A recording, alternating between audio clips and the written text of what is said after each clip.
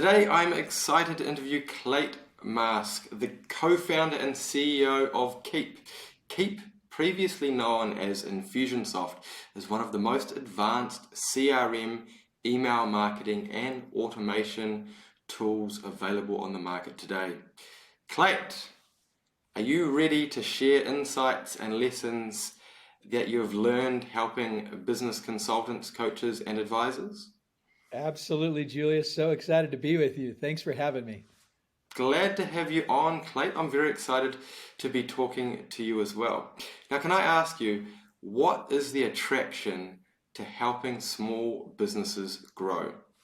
Yeah, I've always been passionate about entrepreneurship and always been one that just wants to support and help the underdog. That's just the way I'm wired. So, I think what I see is when entrepreneurs are successful, they have such an amazing ripple effect. They're very generous. They're able to give to their families, their communities, and it's they really successful small businesses create strong economies. Not all small businesses create strong economies. It's got to be a growing one, right? It's got to be a successful one. So that's my passion. I love to see them succeed and make an impact and find the freedom that the entrepreneur's after. And on the flip side, I despise the failure and the the financial ruin, the emotional toll that it takes, the physical toll it takes on people when they put their heart and soul into a business and it's not successful. So that's why I'm so passionate about doing what we do. Yeah, you're speaking to me, Clate. We see businesses fail here in New Zealand and all around the world every single day, and the rate of attrition is so much higher than what it should be. It's a very sad tale seeing businesses wreak havoc both for the owners but everyone else connected to the business, the families of the employees, the families of the owners themselves. Then there's the suppliers and other people associated with the business. It like you say, it can be a positive or a negative ripple effect if it's doing well or if it is doing poorly. That's right. And a lot of times when people get started, they're after the freedom and the impact of what can come from owning their own business, and yet they find that they get into it and it can be just completely consuming it can really take them captive. And so that's why our purpose is about liberating and empowering entrepreneurs with sales and marketing automation. Oh, I like that. We'll get into that in a moment. But before we do, part of being a business consultant or an advisor is pivots on your ability to understand your clients' needs. These are the people in the small businesses or the medium-sized businesses. Understanding their needs and their problems gives you the ability to help solve them.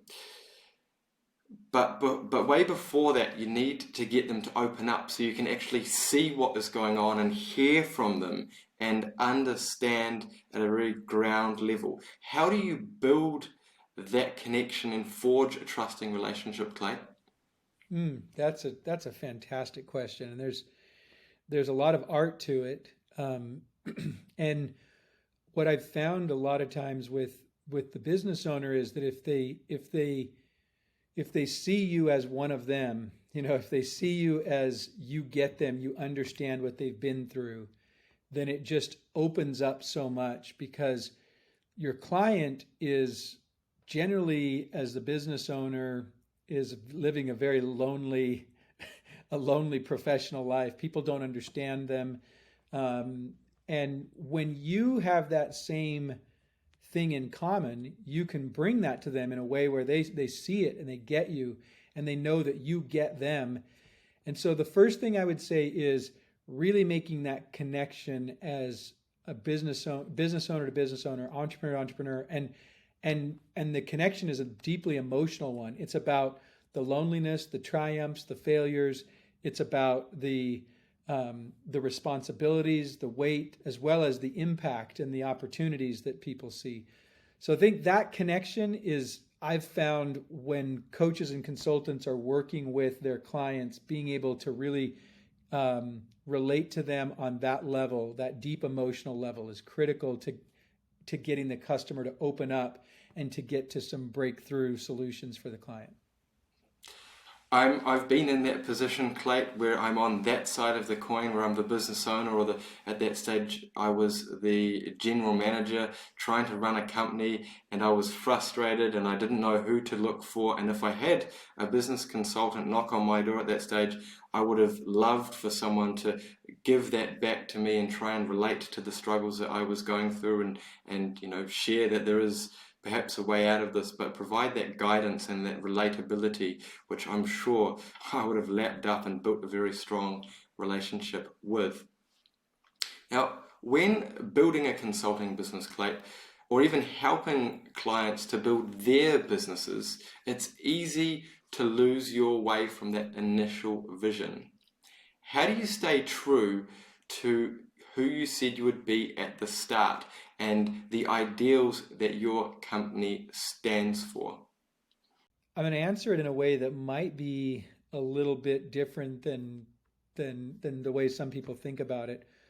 A lot of times, the way you would answer that question when you first start the business doesn't yet have, it's not sufficiently informed by experience. And so what I try to tell people is if you want an enduring vision for your company, it's actually good to spend a little time wrestling with it for a while in those early stages. And if you try to force it too quickly, you may not just have you just may not have enough of the raw material of experience and interactions with your clients and the market and competitors to know, okay, this is what I want to make sure we stand for. Now, there's a personal part of it that you don't need that market informing information to establish. And so the personal part of it you can establish right from the beginning, but the business identity takes a little bit longer to establish. Now, once you have, and I refer to this as the purpose, the values, and the mission of the company. And I've been a student of this for many, many, many years, and I've done a lot of teaching on it. And in fact, we started a business that did just this and ran it for several years, and then we spun it out, and I'm still an advisor to that business. But when you get really clear on your purpose and your values and your mission, and the best authority, by the way, on this is Jim Collins, who wrote Good to Great and Built to Last. But for entrepreneurs, his best work is a book called Beyond Entrepreneurship. Most people don't know about it. It's less well known than his bestsellers out there. But Beyond Entrepreneurship talks all about how to establish this purpose, values, and mission. And it really becomes the core of your culture. And so to put it very succinctly, to answer your question, the way that you stay true to it is you hire, you build, and you fire to your purpose, values, and mission. And when I say you hire, I mean you hire people, consultants, advisors. When I say you build your people. Also, you build your strategy. And then when I say you fire, you fire people and you fire decisions. You get rid of things that are not aligned and consistent with your purpose, values, and mission. So if you articulate your purpose, values, mission clearly, you hire, build, and fire to it. That's how you stay true to your vision. I find that very interesting what you said at the start there, Clate, where you were talking about wrestling with it, and you need a period of time before you, I guess, understand the business, and you've been through perhaps through some pain, and you've also understood the client or your customer a little bit better. Because from a consulting standpoint, we've always found that the very best clients to work with are those companies that have been in existence for a period of time. They understand their business better. They also have more significant challenges. Can you speak to that a little bit? Yes, absolutely. It's what I was saying and what you're saying is the old, you don't know what you don't know. And once you've spent some time wrestling with it, you start to know, at least you know what you don't know. You realize and you're attuned to it, and you appreciate what you don't know, and you appreciate the value of people who do know on those topics and can bring those to you. And so for consultants, yes, you want a client that understands what they don't know and appreciates the value of what you bring. It's no different than us in our software product. If we provide a product to a customer who's just getting started in their business and they don't have many contacts or leads or customers to organize, and they don't really need to automate their follow-up, well, our software is not going to be much use to them. And so we've found the same thing, Julius.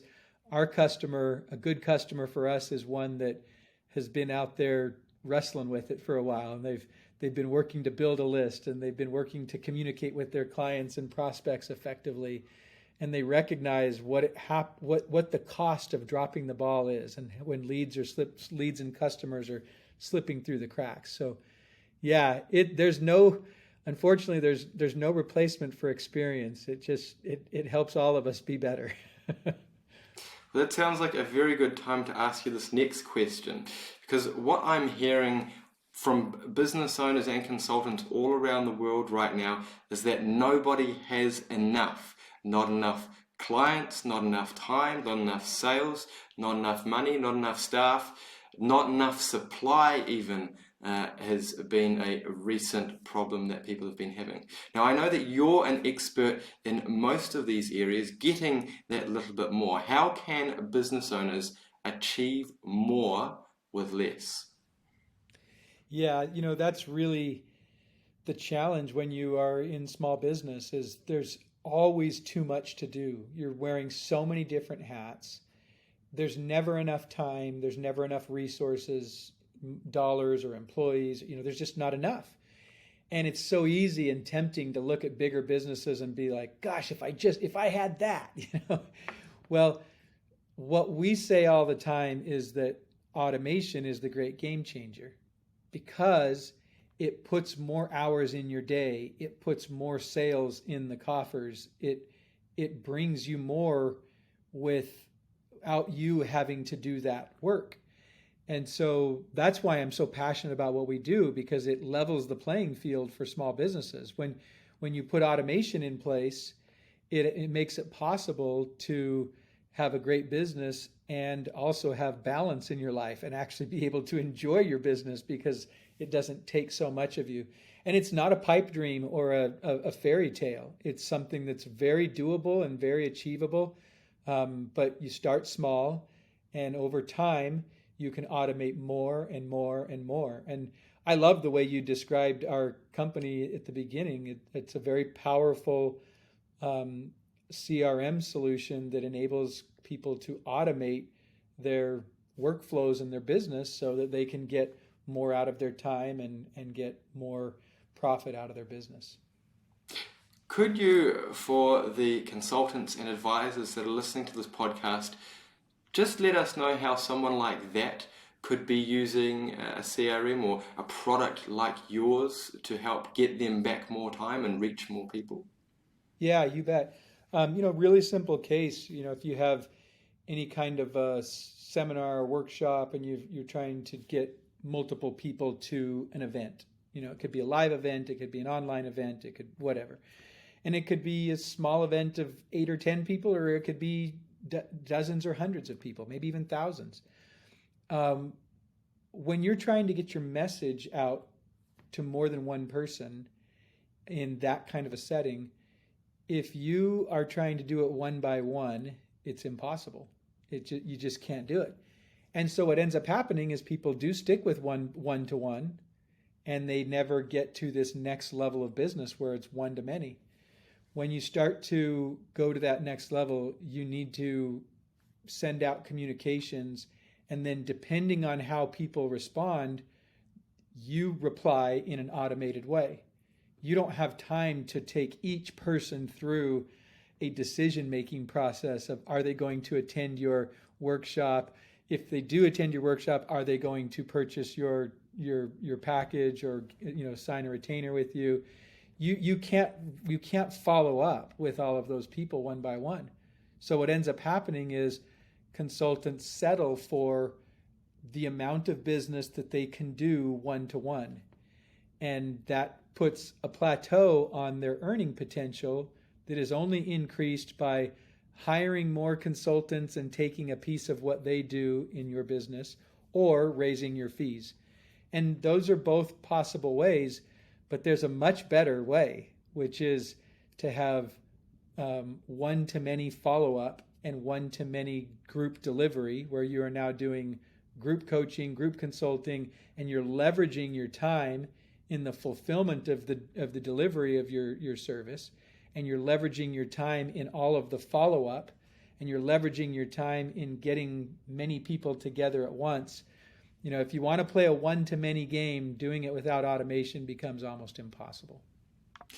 Yeah, I absolutely agree. We've built the consulting systems that our consultants use so that they have the ability to service as many clients as possible. And it's not just about their earning potential, it's also about their ability to have an impact, a positive impact on as many clients as possible.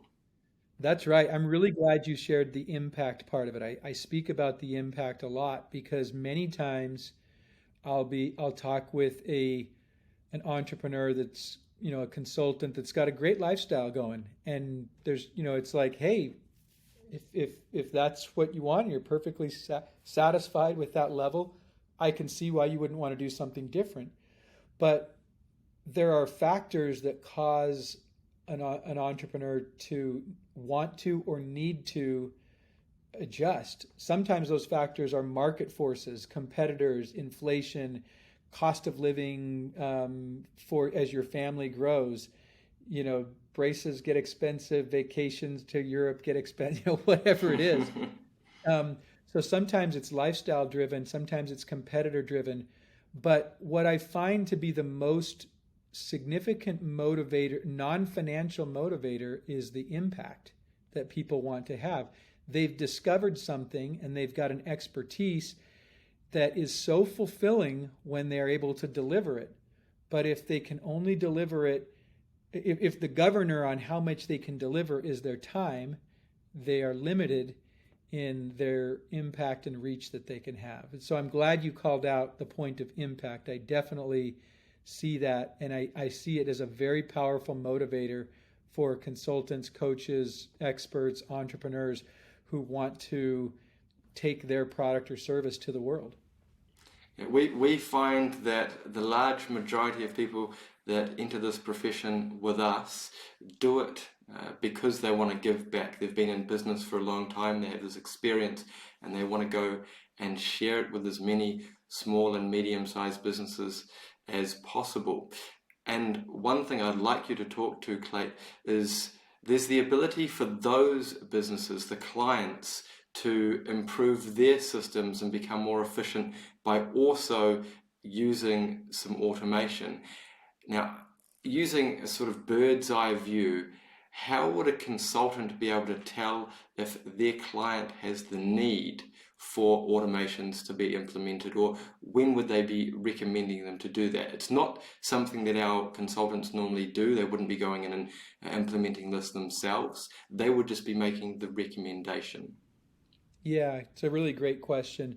As consultants, when we see our clients doing the same repetitive tasks, or their staff members doing the same repetitive tasks, that is the first indication that automation could be very beneficial.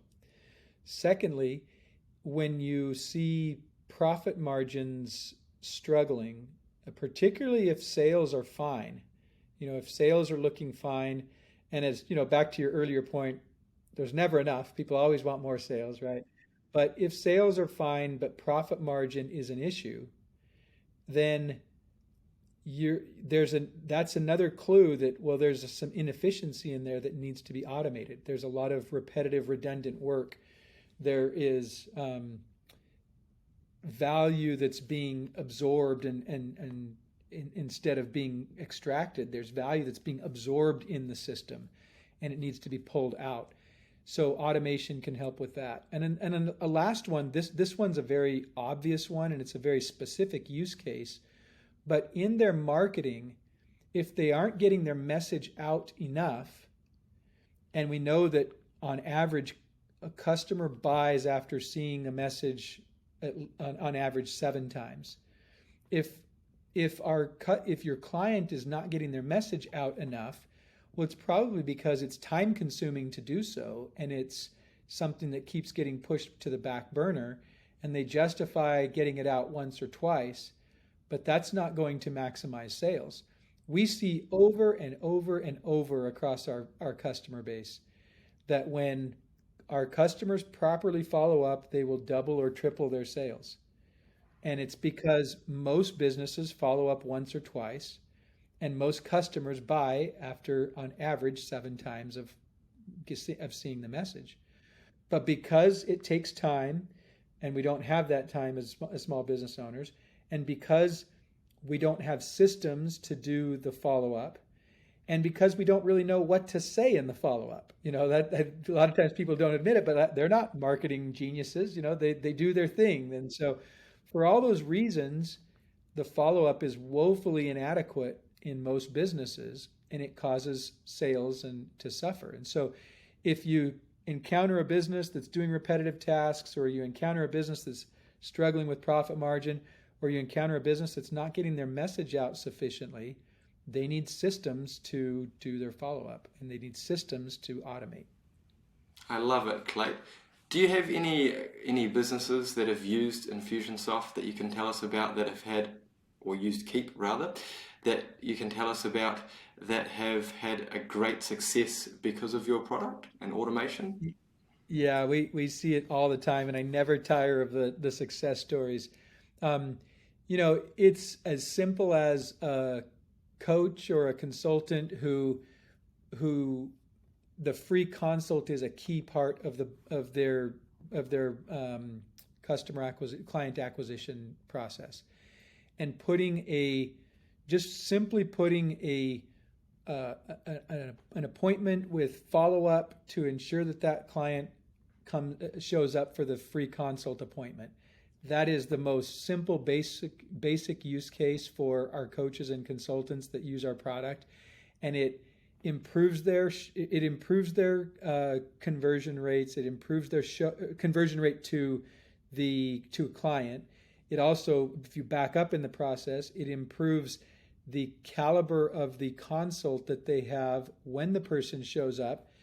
Why? Because in the follow-up leading up to the consult, there's some teaching and educating, and sometimes we refer to it as indoctrination, that's occurring before the person shows up on the consult, so that when they show up, they are predisposed to view our customer as the expert.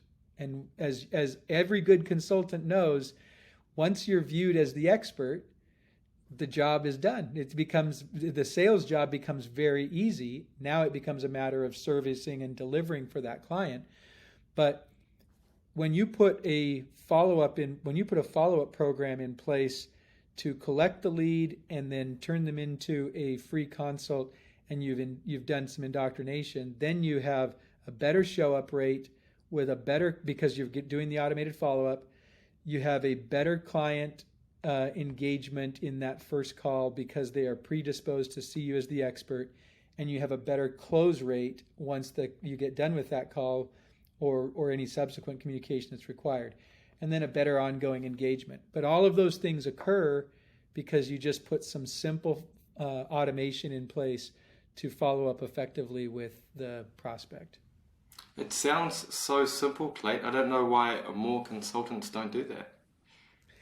Yeah, I think part of it is they've always done it a certain way, and so they're used to it. And truthfully, they get used to the yield that they've had for a while, and they don't realize there's so much more that they could be getting if they properly collected the lead and followed up, preparing the prospect to become a client. And so when you don't do that, when you're not oriented like marketers are, who think about indoctrinating the prospect, if you're not oriented that way, as a consultant, you tend to think that the work starts once you're on that consult. Well, no, actually, the work started long before, getting them prepared and predisposed to do business with you. The work starts long before. Absolutely love it. I think that might be one of the takeaways from this interview. Now, Clay, before we finish this conversation, could you give us a couple of gold nuggets of advice that will help consultants during their career? Yeah, thanks for asking the question. I think the first one is um, your that work I just described, where the work starts long before that initial consult. What you want to do is you want to provide them information not about your services, not about who you are, but you want to provide information about the problems that are solved by your services. Because when you speak to the problems that you become an expert on because you provide solutions to those problems. When you speak to the problems, you're speaking to your customer. The client doesn't want you. They actually don't even want the solution. They want their problems to go away. Now that might sound like, well, that's the solution, Clay. Well, if you talk to them about the solution, they will miss the connection because they don't see it quite the same way that you do as the consultant who lives in it every day. And so the most valuable thing that I could tell to the consultants who are working to grow their client base is become an expert in the problems that are solved by your solution and speak to those problems as the way to fish for clients. Speak about those problems, put information out there about those problems, get in the hearts and minds of your prospects by putting all of that information out there and then giving away a little bit of the solution so that they see you as the expert and then come to you wanting more. So that's the first thing I would say. Speak to the problem. Clay, I love that. That takes me almost back to that one of those earlier points about building trust and showing them that you can relate to them. And that I feel that is a very strong connection there, saying, this is the pain I feel you are having. Maybe I've been there, I've helped people solve this, and it's just the ideal way to start that conversation. Yeah. The second thing I would say, yes, I can't, I'm so passionate about this and I can't help that this will come across like I'm trying to say you should use our product. And I'm really not. There are other solutions out there that can help you follow up, but it is about the follow up. And if you don't feel like you are, if you don't have anybody telling you that, hey, you've told me this too much. If you don't have any of that, then you are not doing enough follow up. You need a little bit of that. And don't be afraid to have people tell you, hey, I got it. I got the message. It's okay. Because most people didn't get your message the first time. If they did get the message, they were busy and they didn't read it. If they did read it, they probably didn't understand it. If they did understand it, the time wasn't right for them. And if the time was right for them, they probably got distracted just before they were going to seek you out. I mean, it really is that true that's why you have to follow up 7 times. And so if you don't do that, you are leaving opportunity on the table and you are minimizing your impact. You are minimizing what the world needs from you because you're worried that you might be saying it too much. Don't worry about that. Consistency is key. Follow up, follow up, follow up. It's a very valuable gold nugget. Thank you, Clay. Now, I want to thank you for all of the insights and experience that you have shared today, and I know that our listeners will have gained a lot from it. Clay, as a parting challenge, do you think that there's anything that our consultants should take action on or look to solve for their clients? Um, my parting challenge would be to make a list of 3 things that you know you should have done, but you're not. For whatever reason, you keep pushing them off, and then do them. And the reason why is not because of the 3 things that you're going to get done. Those 3 things will be great, but you're training your mind that you do what you say you're going to do. You stop the interference that happens inside of your mind when you say you're going to do something and you don't do it. So go find 3 things that you've said you're going to do, you know you need to do, accomplish them because of the not only the 3 things getting done, but because you're training yourself that you do what you say you'll do. Do that, and you'll start to become even more effective for your clients. I think that's a third gold nugget, Clate. Thank you very much. You bet. Thanks, Julius.